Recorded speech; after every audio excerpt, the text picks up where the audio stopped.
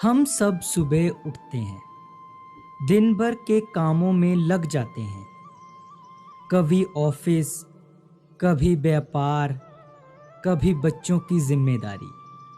जिंदगी के इस चक्रव्यूह में हम भूल जाते हैं कि ये जीवन केवल कर्म के लिए नहीं मिला, बल्कि आत्मा को परमात्मा से जोड़ने के लिए भी मिला है। कर्म करना जरूरी है, ये हमारा धर्म है। पर जब कर्म ही सब कुछ बन जाए और आत्मा भूखी रह जाए, तब जीवन अधूरा हो जाता है। कर्म से पेट भरता है, लेकिन सिमरन से आत्मा तृप्त होती है। भजन सिमरन कोई अलग काम नहीं, ये तो हमारे कर्मों को पवित्र बनाने वाला अमृत है। जिस तरह एक गाड़ी को चलाने के लिए पेट्रोल भी चाहिए और स्टीयरिंग व्हील भी, इसी तरह जीवन में कर्म से गति मिलती है और सिमरन से दिशा। संत महात्मा हमेशा कहते हैं, कर्म करो, लेकिन उस परम नाम को ना भूलो, वरना सारी मेहनत एक खाली साज की तरह रह जाएगी जिसमें कोई सुर नहीं। तो चलो आज से एक नया संकल्प लें। कर्म भी पूरी श्रद्धा से करेंगे, लेकिन हर दिन कुछ पल उस परमात्मा के नाम में भी लगाएंगे, क्योंकि कर्म हमें दुनिया में आगे ले जाते हैं, लेकिन सिमरन हमें उस तक पहुंचा देता है जिससे हम आए हैं। कर्म से जीवन चलता है, भजन सिमरन से जीवन खिलता है। गुरु प्यारी सात संगत जी, आप सभी को प्यार भरी राधा स्वामी जी। गुरु प्यारी सात संगत जी, आज का सत्संग हमारा कर्म और भजन सिमरन के ऊपर होने जा रहा है। सत्संग बहुत ही महत्वपूर्ण है। कृपया एकांत में बैठकर इस सत्संग को पूरा जरूर सुनें। परमार्थ का अर्थ है परम का अर्थ, यानी हम उस कुल मालिक के बारे में अगर हम पूरा समझ जाएंगे, पूरा जान जाएंगे, तो उसे हम परम का अर्थ कह देते हैं। परमार्थ में आकर हमें एक बहुत ही आनंदमय एक शक्ति का एहसास होता है अपने अंदर। तो आज के सत्संग की शुरुआत एक साखी से होती है। साखी क्या है? एक सत्संग करता थे, उनका एक बहुत प्यारा मित्र हुआ करता था, जो गुरु घर के साथ जुड़ा हुआ नहीं था और नामदान नहीं ले रखा था। तो सत्संग करता जी उन्हें कई बार कहा करते थे कि अब तो तुम्हारी उम्र भी बहुत हो गई है, अब तो सतगुरु से नामदान ले ले, तुम्हारा इंसानी जामा सफल हो जाएगा। लेकिन वह हर बार सत्संग करता जी की बात को टाल देता था। जब सत्संग करता जी बहुत दिनों बाद अपने दोस्त को मिलने गए, तो वह बहुत बीमार हो चुका था। जब सत्संग करता जी अपने दोस्त को मिले, तो दोस्त ने सत्संग करता जी को कहा कि अगर बाबा जी मुझे ठीक कर दें तो मैं नामदान ले लूँगा। अब देखो, उसने अपनी मांग आगे रख दी कि बाबा जी मुझे ठीक कर दे तब मैं नामदान ले लूँगा। देखो, पहली बात तो आप सभी को यह बता दें कि नामदान कभी भी देखा देखी में नहीं लेना चाहिए। नामदान का मकसद सिर्फ आत्मा और परमात्मा का है। अगर आप ये सोचते हैं कि नामदान ले लेने से हमारी मुक्ति हो जाएगी, हमारे दुख कलेश खत्म हो जाएंगे, तो ये आपकी सबसे बड़ी भ्रमता है। तो सत्संगकर्ता जी ने कहा, अभी भी तुम शर्तें रख रहे हो? उसने कहा, अब तो मैं चल भी नहीं सकता, मैं क्या करूं? तो सत्संगकर्ता जी ने कहा, मैंने तुम्हें इतना समझाया था कि नाम दान ले लो, लेकिन तुमने मेरी एक ना मानी। अब तो तुम्हें नाम दान मिलने से रहा। अब तो तुम ना तो चल सकते हो ना बैठ सकते हो। अब तुमसे भजन सिमरन कैसे होगा? अब तो तुम बस बाबा जी का ध्यान ही कर लिया करो। बाबा जी अपने आप तुम्हारी संभाल करेंगे। उस बुजुर्ग के बेटे भी तब वहां पे खड़े हुए थे। जब सत्संगकर्ता जी ने अपने दोस्त को ये बात कही, सत्संगकर्ता जी ये बात बोलकर वहां से चले गए। फिर जब उस बुजुर्ग का आखिरी समय आया, उसको यम दिखाई देने लगे। उसने अपने बेटे को आवाज लगाई कि जल्दी आओ, जल्दी आओ। जब उसके बेटे आए तो उसने कहा कि अब मेरा आखिरी समय आ गया है, क्योंकि मुझे अब यम दिखाई देने लग गए हैं। मुझे इन यम से बचा लो।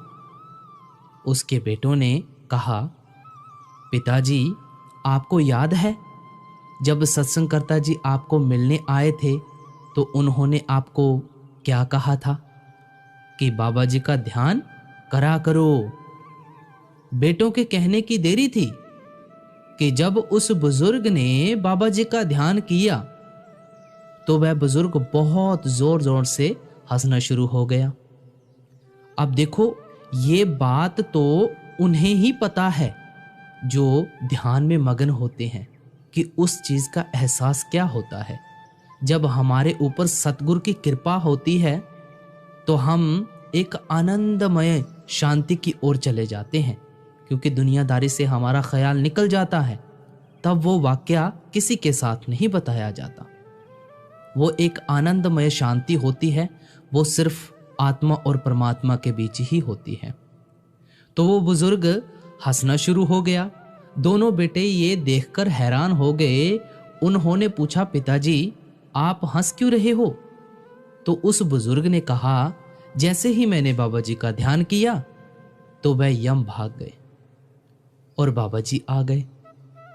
बेटों ने कहा, आप बाबा जी से पूछो कि हमारे लिए क्या हुक्म है।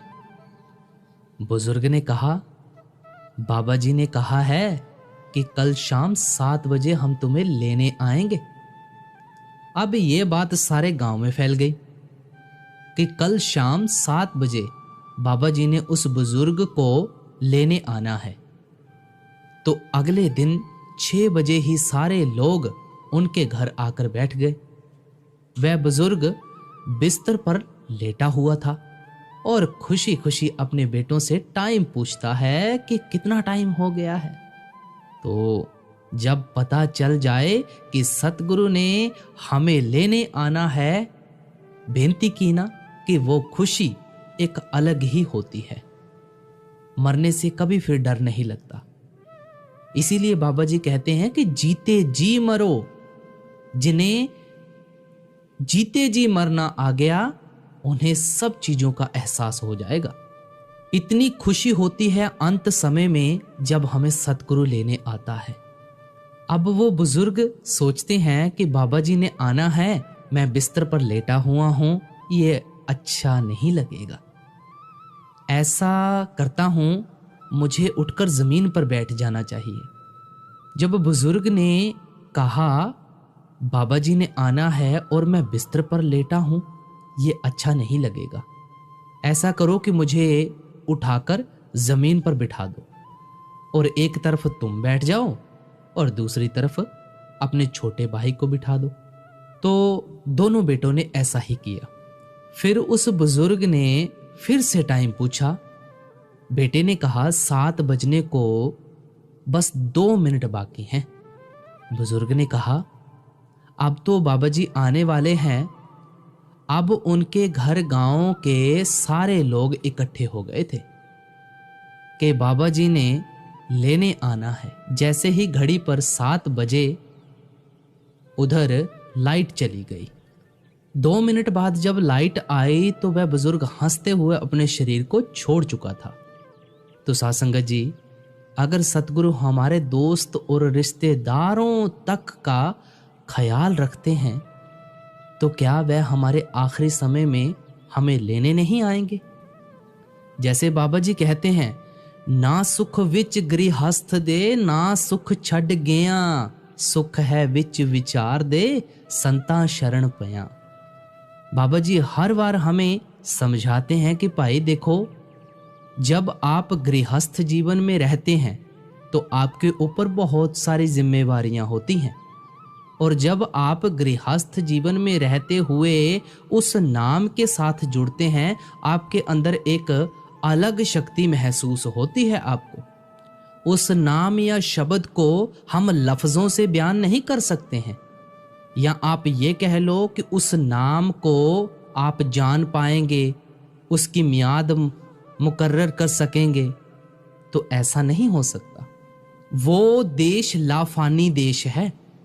बच्चों के द्वारा बाबा जी से बहुत बार सवाल किए जाते हैं कि बाबा जी, असली शांति या असली सुखी कौन है? तो बाबा जी भी कहते हैं कि असली सुखी बेटा वो है जिन्हें मन की शांति है। पूरे संत सतगुरु की शरण बहुत ही भागों वालों को मिलती है। अब हम सोचते हैं कि हम ब्यास जाते हैं या सेवा करते हैं, तो सेवा के बारे में बाबा जी हमें अक्सर सत्संगों में समझाते आगे हैं कि भाई सेवा जो है वो असली सेवा भजन बंदगी की सेवा है। ए सेवा चाकरी नाम वसे मन आए।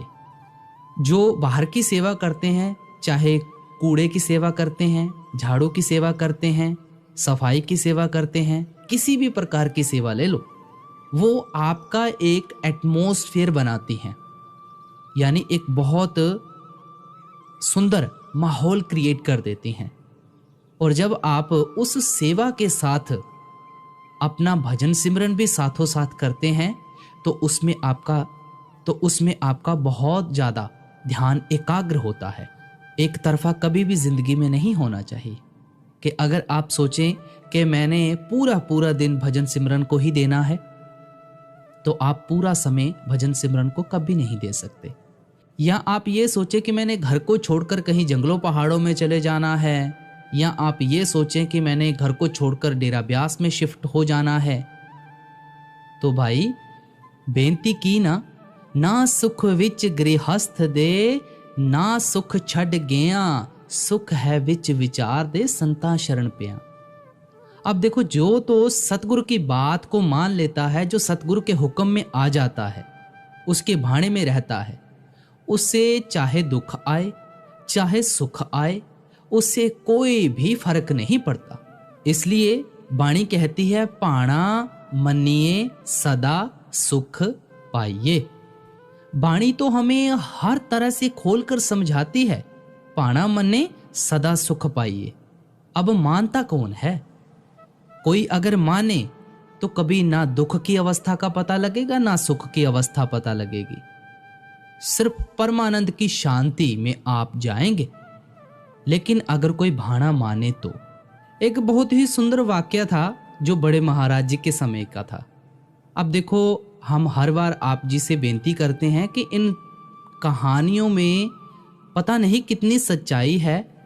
अब हम हर बार आप जी से बेनती करते हैं कि इन कहानियों में पता नहीं कितनी सच्चाई है, लेकिन ये हमें परमार्थ में हमारे ध्यान को एकाग्र करने में सहायता करती हैं। ऐसा ही एक वाकया, जब बड़े महाराज जी अपने सतगुरु के गांव गए तो लोगों ने रास्ते में गलीचे बिछा दिए। जब रास्ते में जा रहे थे तो अपने सतगुरु को याद कर उनकी आंखें भर आईं। वहां के लोग कहने लगे, बाबा जी, हमने आपसे एक अर्ज करनी है। बाबा जी ने कहा, बोलो भाई, क्या अर्ज करनी है? लोगों ने कहा, बाबा जी, महाराज जी का घर बहुत पुराना हो गया है, हम चाहते हैं कि यहाँ बाबा जी का नया मकान बना दे। तो बड़े महाराज जी ने कहा, अगर आप मेरे मन की पूछो तो मैं तो चाहता हूं कि ये मकान सोने का बनवा दूं, लेकिन अंदर सतगुरु इजाजत नहीं देते। इससे कुछ नहीं होगा, ये ऐसे ही रहेगा। संगत कहने लगी, एक और अर्ज करनी थी बड़े महाराज जी। बड़े महाराज जी ने कहा, कहो जी, क्या अर्ज है? संगत ने कहा, जैसे कि आप जानते ही हैं हमारा ज्यादा समय डेरे सेवा में ही गुजर जाता है, थोड़ा खेतों में भी काम करते हैं, तो हमसे भजन सिमरन नहीं होता। तो बड़े महाराज जी ने कहा, आप भजन सिमरन करो या ना करो, मैं तो इस गांव के कुत्ते को भी तार दूंगा। तो देखो, ये संतों के कहे हुए वचन हैं, लेकिन अगर हम इसकी गहराई में जाने की कोशिश करेंगे तो हमें इस चीज के बारे में पता नहीं लग पाएगा। बाबा जी महाराज इस चीज का बहुत ही सुंदर स्पष्टीकरण देते हैं कि हम परखों में ना पड़े, हमने अपनी करनी है, बाकी उस कुल मालिक की मौज है कि वो क्या करता है। बाबा जी महाराज जी में इतनी निम्रता है कि वो अपने ऊपर बात लेते ही नहीं हैं, वो तो उस कुल मालिक के ऊपर छोड़ देते हैं। लेकिन बाबा जी महाराज एक शब्द स्वरूप सतगुर खुद मालिक हैं। उनका कहा हुआ एक एक वचन हमेशा सत्य होता है। लेकिन वही बात कि जब हम परखों में पड़ना शुरू कर देते हैं और अपने सतगुर के ऊपर उंगली उठाना शुरू कर देते हैं, तो तब से हमारी बात फिर बिगड़ने लग जाती है। कभी भी अपने सतगुर के ऊपर उंगली ना उठाएं और जो सतगुर का भाणा है, जो सतगुर का हुक्म है, उसे अपने जीवन में धारण करते चले। बाबा जी कहते हैं, कर्मो आपो अपनी कै नेड़े कै दूर। सतगुर ने हमें आखिरी समय में ले ही जाना है, लेकिन अगर हम मेहनत करेंगे तभी तो बात बन पाएगी ना। जब नाम और नामी सिमरन करते करते भजन बंदगी शब्द को सुनते सुनते एक हो जाएंगे, तब जाकर कहीं बात बनेगी। आखिरी वक्त में तो जाना ही है। अगर हम भजन सिमरन करेंगे तो हम आसानी से चले जाएंगे, लेकिन अगर हम परखों में पड़ना शुरू कर देंगे, जैसे कि संत महापुरुष कह देते हैं कि आप करो या ना करो, हम तो आपको ले ही जाएंगे। जब हमारे अंदर परख आना शुरू हो जाती है, तब से हमारे दिमाग में अलग अलग क्वेश्चन आना शुरू हो जाते हैं। अब देखो, हम एक बिजनेस जब कोई सक्सेस करते हैं या हम बिजनेस को स्टार्ट करते हैं, तो उसमें हम अपनी जी जान मेहनत लगाते हैं।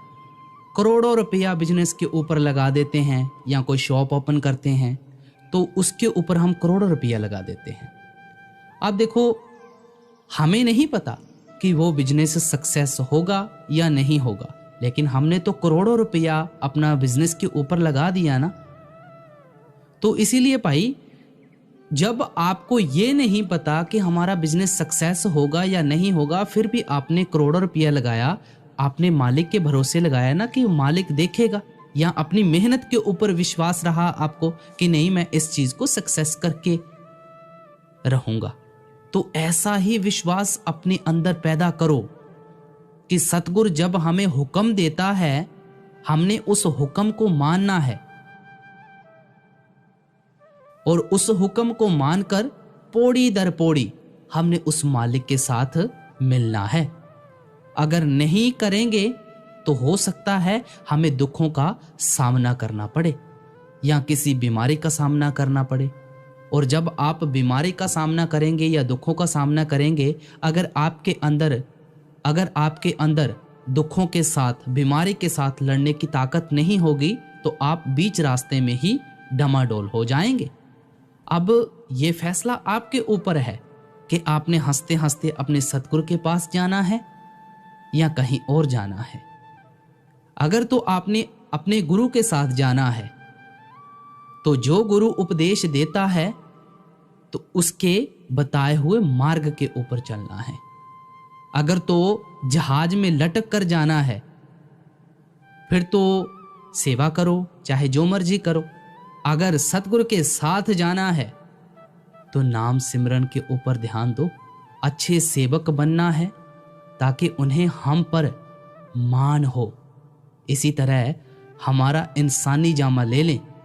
इसी तरह हमारा इंसानी जामा लेने का मकसद पूरा होगा तो हमारा यही फर्ज है कि हम भजन सिमरन को पूरा टाइम जरूर दें भाई, और अपने किए हुए वादे को निभाएं और अपने सतगुरु की खुशी हासिल करें। क्योंकि संत महात्मा कहते हैं कि कर्मों से डरिए, कर्मों से डरिए नहीं। अब आपको कर्म के सिद्धांत के बारे में बताएंगे एक साखी के माध्यम से। पूरा आपको स्पष्टीकरण हो जाएगा कि कर्म कैसे वापस लौट कर आता है। बाबा जी कहते हैं ना, एक तिनका भी अगर किसी के खेत में से हमारे खेत में आ जाता है तो उसका भी हमें हिसाब देना पड़ता है। एक बहुत सुंदर साखी है, एक बहुत सुंदर साखी के माध्यम से आपको समझाएंगे कि कर्म का सिद्धांत क्या है। प्राचीन काल की बात है, एक बहुत ही बड़ा प्रसिद्ध नगर था। उस नगर में एक राजा रहता था। वह राजा जब धीरे धीरे बूढ़ा होने लगा तो उसकी रानियां उसकी उपेक्षा करने लगी थीं।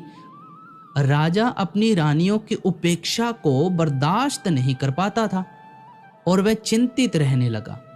एक दिन उसने अपने वैद्य को बुलाया और उससे कहा, हे वैद्यराज, क्या आप कोई इस तरह की दवाई तैयार कर सकते हैं जो मेरी खोई हुई जवानी को वापस कर सके? उस वैद्य ने सोचा कि ये राजा तो बड़ा ही मूर्ख है, ये फिर से जवान होना चाहता है। ये जानता नहीं कि इस संसार में अगर व्यक्ति एक बार बूढ़ा हो गया तो दोबारा जवान नहीं हो सकता, और ये मुझसे कह रहा है कि मुझे ऐसी दवाई तैयार करके दो जिससे मेरी खोई हुई जवानी वापस आ जाए।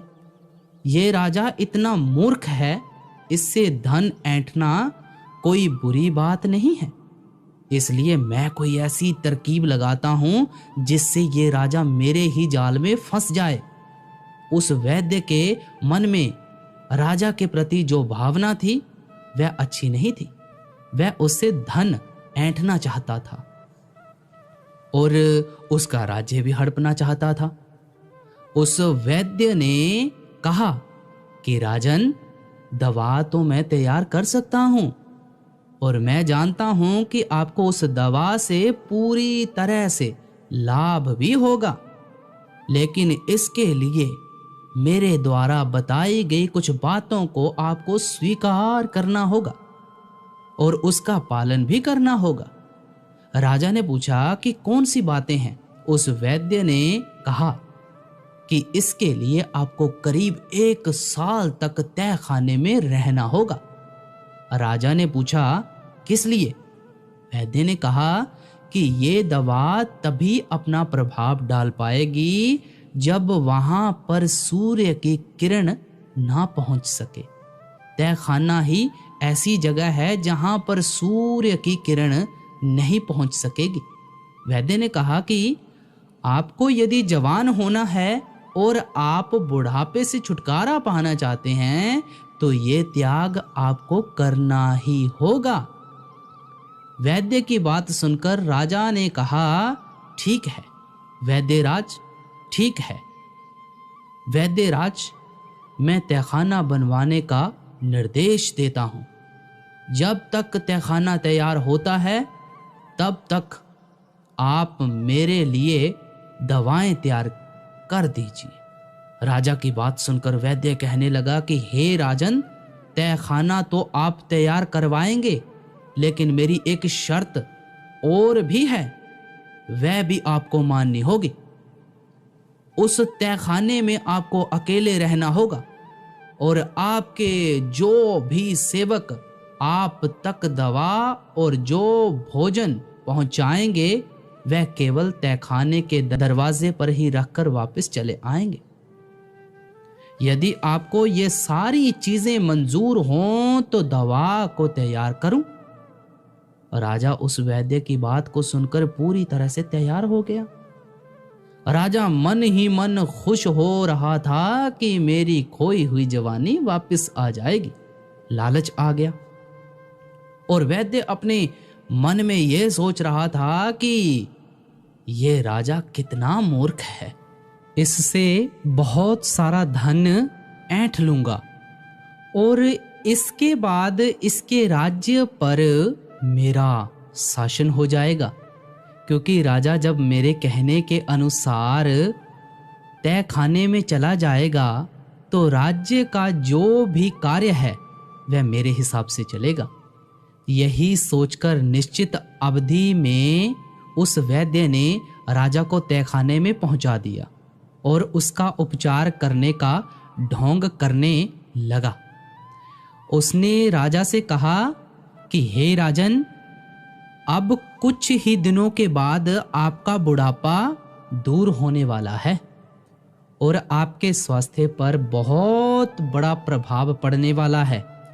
अभी तक जो ये खाल आपकी लटकी हुई है, जो चेहरे पर आपकी झुर्रियां हैं, ये सब जाने लगेंगी और आपका शरीर बहुत ही बलशाली और एक जवान इंसान की तरह हो जाएगा। आपकी रानियां जब आपको देखेंगी तो वह आपको पहचान भी नहीं पाएंगी। वह वैद्य इस तरह से अपनी चालाकी दिखा रहा था कि मानो वह स्वयं ही भगवान हो।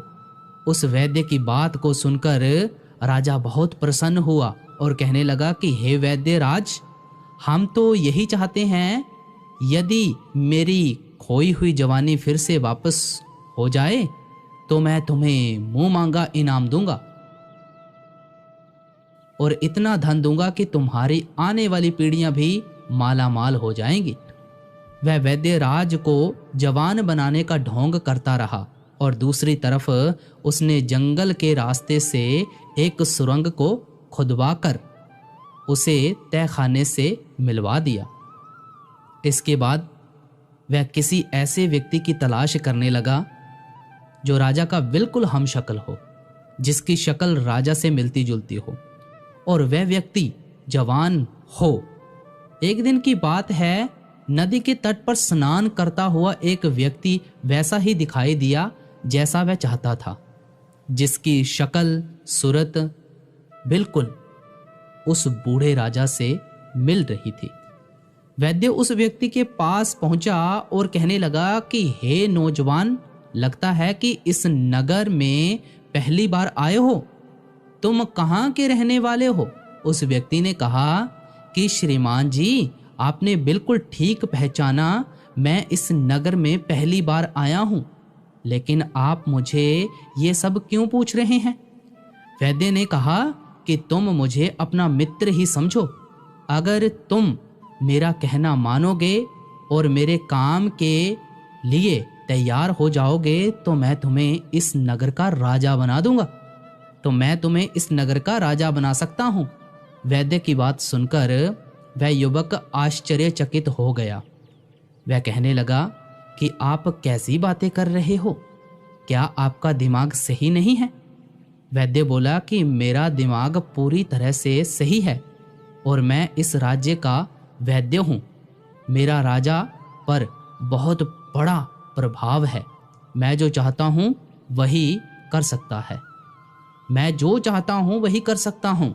उस व्यक्ति ने कहा कि ये तो बड़ी खुशी की बात है। जब आप इतने प्रभावशाली व्यक्ति हैं तो आप मुझे ज़रूर राजा बना सकते हैं, लेकिन राजा बनने के लिए मुझे क्या करना होगा? वैद्य ने कहा सिर्फ कुछ दिनों के लिए तुम्हें तहखाने में रहना होगा, लेकिन जैसे ही तुम तहखाने से बाहर आओगे तो सीधे ही राज सिंहासन पर बैठोगे और तुम इस राज्य के राजा बन जाओगे। वैद्य की बात सुनकर वह व्यक्ति कहने लगा कि आपका ये प्रस्ताव मुझे स्वीकार है, बताइए मुझे कितने दिनों तक इंतजार करना पड़ेगा? उस वैद्य ने कहा कि तुम्हें कुछ ही दिनों के लिए तहखाने में रहना होगा, इसके बाद तुम्हारा इंतजार खत्म हो जाएगा। ज़्यादा से ज़्यादा 6-7 दिन तक तुम्हें तहखाने में रहना होगा।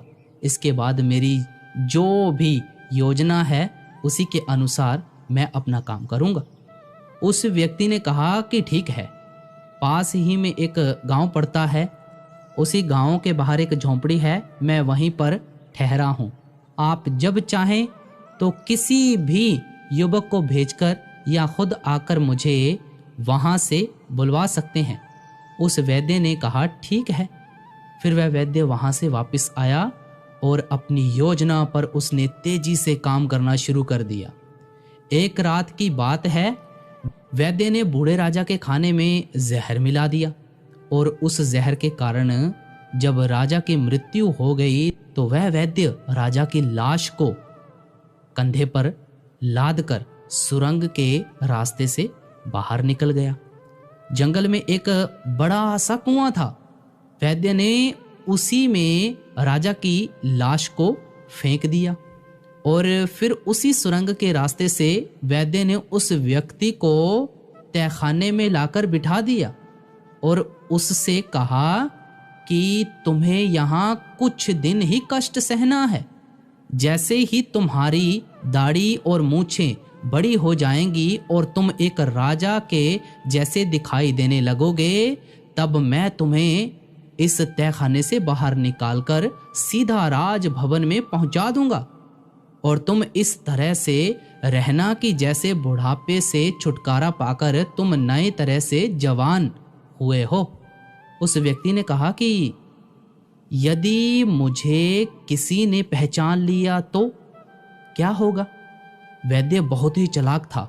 उसने कहा कि ये सब काम तुम मुझ पर छोड़ दो, जो भी होगा मैं संभाल लूँगा। तुम्हें सिर्फ इतना करना है कि मैं जो भी कह रहा हूँ, जैसा भी कह रहा हूँ, उसी के अनुसार तुम्हें चलना है। उस व्यक्ति ने कहा कि ठीक है, आप जैसा कहेंगे मैं वैसा ही करूँगा।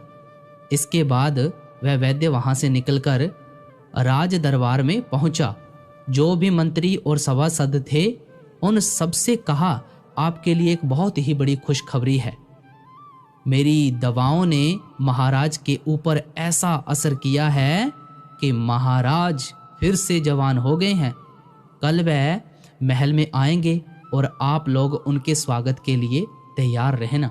फिर वहाँ मंत्रीगण कहने लगे, हम अपने राजा के नए स्वरूप का भरपूर स्वागत करेंगे। फिर वैद्य वहाँ से सीधा रानियों के पास पहुँचा और वही बात उन दोनों रानियों से भी कही। इस बात को सुनकर दोनों रानियां प्रसन्न हो गईं। उन्होंने तय योजना के अनुसार वैद्य को बहुत सारा धन निकालकर दे दिया। अगले ही दिन वैद्य ने तहखाने से उस व्यक्ति को लाकर सिंहासन पर बिठा दिया। उस नए राजा को देखकर सभी लोग, रानियां और वहां के मंत्री हैरान हो जाते हैं, क्योंकि उनके हिसाब से बूढ़ा राजा बिल्कुल एक युवा पुरुष दिखाई देने लगा था। दो रानियां और उनके मंत्री इस बात से सहमत हो गए कि यही उनके राजा हैं। इतना ही नहीं, उस वैद्य ने राजा बने युवक से ये भी कहा कि राजा, जो आपका पुराना नाम था वह आप बदल दीजिए, क्योंकि अब आपका शरीर भी नया हो गया है, इसलिए आपका नाम भी नया होना चाहिए। उस व्यक्ति ने कहा कि वैद्य जी, आपसे अच्छा नाम और कौन रख सकता है? जब आपने मुझे बुढ़ापे से जवान बना दिया है तो आप ही एक अच्छा सा नाम सोचकर रख दीजिए। फिर उस वैद्य ने जो भी नाम राजा का रखा वह सभी को पसंद आया और सभी ने उसकी सराहना की। अब एक नए नाम से वह राजा प्रसिद्ध हो गया था।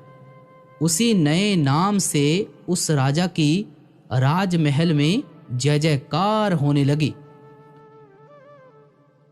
कुछ दिन तो राजा और वह वैद्य एक दूसरे के इशारों पर चलते रहे, लेकिन जैसे ही परिस्थितियां राजा के अनुकूल हो गईं और सब कुछ सामान्य हो गया तो उसने वैद्य की उपेक्षा करना शुरू कर दिया। यह देखकर वह वैद्य बड़ा दुखी हो गया। एक दिन उसने एकांत में राजा से कहा कि राजन, आपने तो सिंहासन प्राप्त करते ही मेरी उपेक्षा करना शुरू कर दिया। आपको याद है कि क्या वचन आपने मुझे दिया था। वह राजा कहने लगा कि कैसा वचन, किस वचन की बात करते हो आप। वैद्य ने कहा कि मैं उसी वचन की बात कर रहा हूं जो आपने राजा बनने से पहले मुझे दिया था कि आप भविष्य में राज्य काज मेरे ही आदेश के अनुसार चलाएंगे। लेकिन आप तो मुझसे कुछ भी नहीं पूछते हैं। राज्य कार्य तो आप अब मंत्रियों के आदेश के अनुसार ही चलाते हो। फिर उस नए राजा ने वैद्य से कहा कि तुम वैद्यराज हो, तुम वैद्यराज हो, मंत्री नहीं, इसलिए तुम्हारा परामर्श लेना मेरे लिए आवश्यक नहीं है। इस बात को सुनकर वह वैद्य बहुत ही क्रोधित हो गया और चेतावनी भरे हुए कड़े स्वर में कहने लगा कि हे राजन, ये मत भूलिए कि इस सिंहासन पर आपको मैंने प्रतिष्ठित किया है। मेरे ही प्रयास के कारण आप इस राज्य के राजा बने हुए हो। फिर सिंहासन पर बैठे उस व्यक्ति ने कहा कि तुम झूठ बोल रहे हो, तुम कैसी बातें कर रहे हो, तुम मुझे राज सिंहासन पर बैठाने वाले कौन होते हो। ये राज सिंहासन मैंने अपने पूर्व जन्मों के कर्मों से प्राप्त किया है। मैंने अच्छे कर्म किए, त्याग किया, तपस्या की और उसी का परिणाम है मैं आज राजा बना हूं। ये सिंहासन मुझे अपने पूर्व जन्मों के तप और त्याग के फल स्वरूप प्राप्त हुआ है। उस व्यक्ति ने कहा, समय आने पर तुम्हें सब कुछ पता चल जाएगा और इसका प्रमाण भी तुम्हें मिल जाएगा कि मैंने कैसे अपने पूर्व जन्म के कर्मों के अनुसार इस राज्य के सिंहासन को प्राप्त किया है। राजा की बात सुनकर वैद्य बड़े ही असमंजस मन से वहां से चला गया। वह मन ही मन राजा को कोसने लगा कि धोखेबाज ध्रुत कहता है कि मेरे पूर्व जन्म के तप के स्वरूप ये सिंहासन मिला है। समय आने दो, मैं देख लूंगा कि तेरे तप और त्याग का कैसा परिणाम मिला है। धीरे धीरे समय बीतता गया। एक दिन राजा नाव में विहार करने के लिए अपने मंत्री और उस वैद्य के साथ नदी के किनारे पहुंचा। उसने नदी के जल में बहते हुए 5 कमल पुष्प देखे। फिर उसने आदेश देकर वह 5 फूल नदी में से निकलवाए। फिर ध्यान से उन्हें देखता हुआ कहने लगा, आश्चर्य, ये फूल तो बिल्कुल सोने के लगते हैं। जीवन में मैंने कभी इतने अद्भुत कमल फूल नहीं देखे।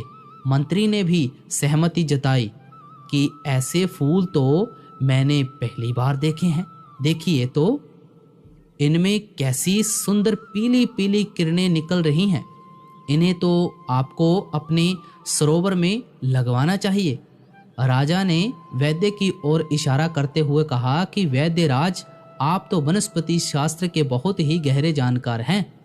बहुत सी जड़ी बूटियों को आप देखते ही पहचान लेते हैं कि ये कौन सी जड़ी बूटियां हैं।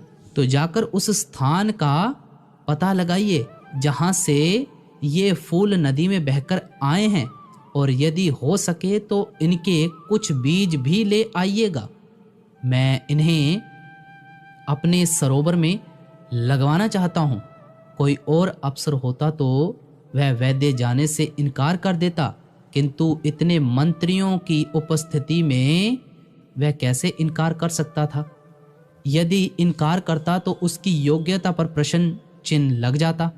सब यही सोचते कि इस वैद्य को वनस्पति शास्त्र का कोई भी ज्ञान नहीं है, ये तो केवल पाखंडी है और बड़ी बड़ी हाँक रहता है, इसे कुछ भी मालूम नहीं है। इस तरह से सोचकर कि उसकी हंसाई ना हो जाए, वह वैद्य तैयार हो गया। नदी के बहाव के विपरीत दिशा में चलता हुआ वह वैद्य उस नदी के उद्गम स्थल पर पहुंचा, जहां उसने एक बहुत पुराना ऐसा मंदिर देखा जो खंडहर में तब्दील हो चुका था। उस मंदिर का अधिकतर हिस्सा ध्वस्त हो चुका था।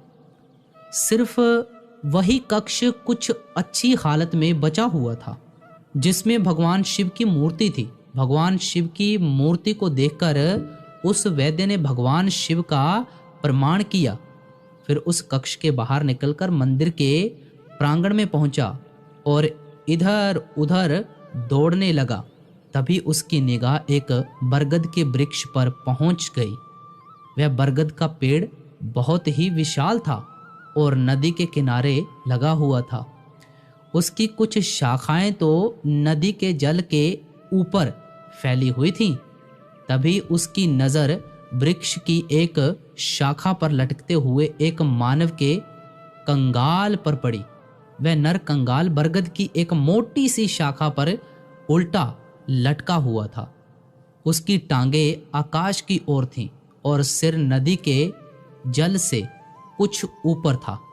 फिर वह वैद्य उस नर कंगाल के समीप गया और वह सोचने लगा कि ये कैसा कंगाल है और किसका है और क्यों विपरीत अवस्था में लटका हुआ है। क्या इसके उल्टा लटकने में कोई रहस्य छुपा है। वैद्य ये सब बातें सोच ही रहा था कि अचानक मौसम बदल गया। आकाश में बड़े बड़े काले घने बादल छा गए। हवा का प्रवाह तेज होने लगा।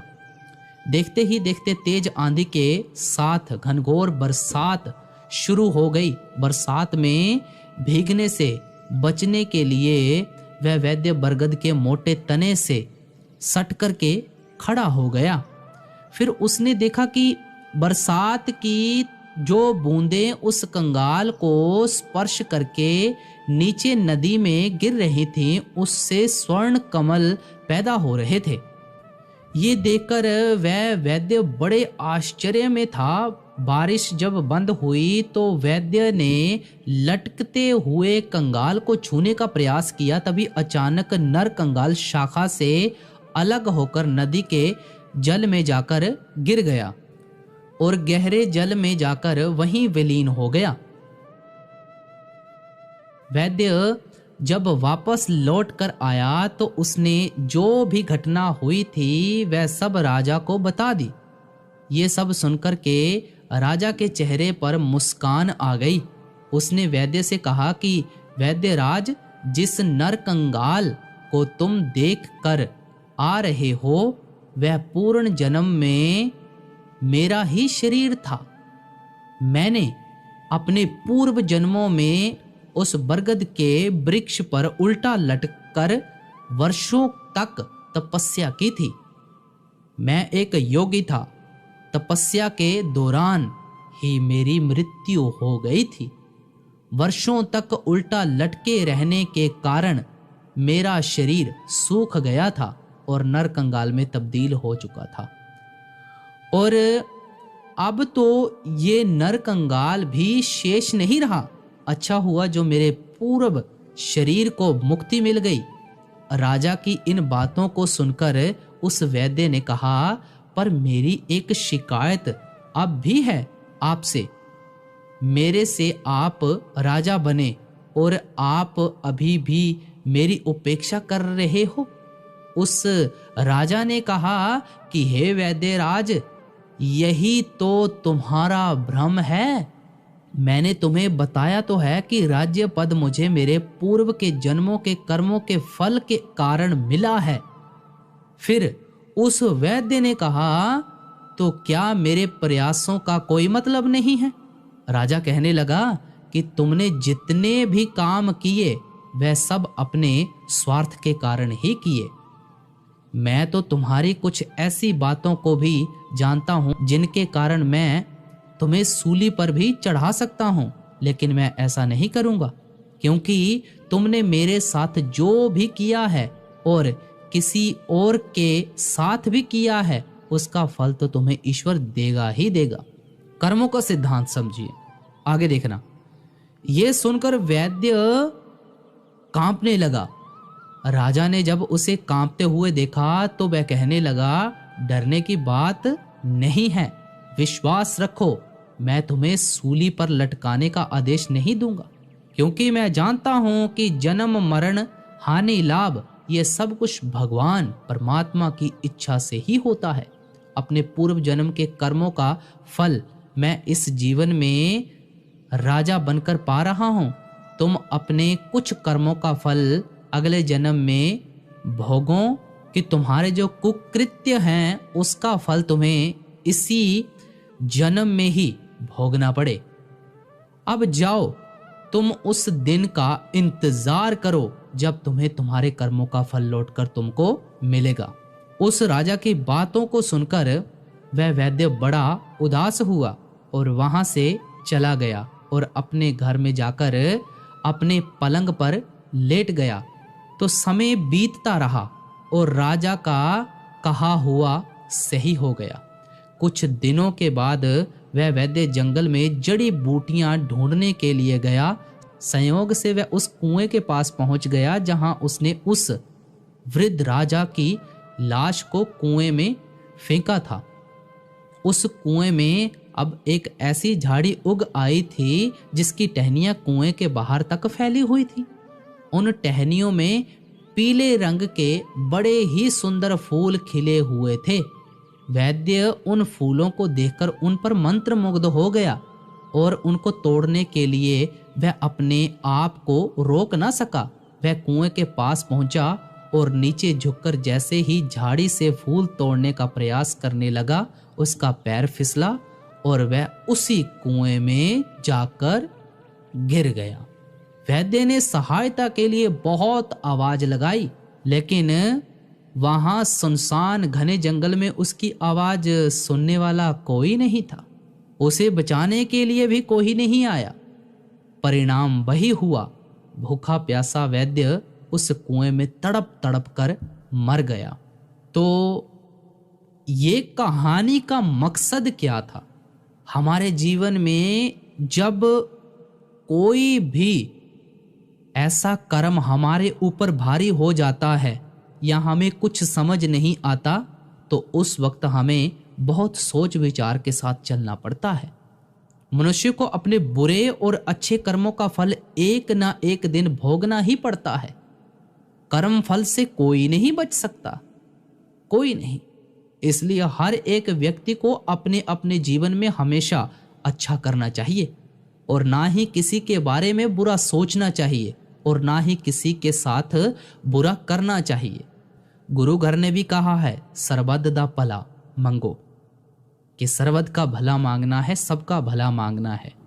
ये कहानी हमें यही सिखाती है कि जब भी हम कोई ऐसा कर्म करते हैं तो हमें बहुत ही सोच विचार के साथ उस कर्म को करना चाहिए, क्योंकि कर्मों के दायरे से कोई ना आज दिन तक बच पाया है और ना ही बच पाएगा।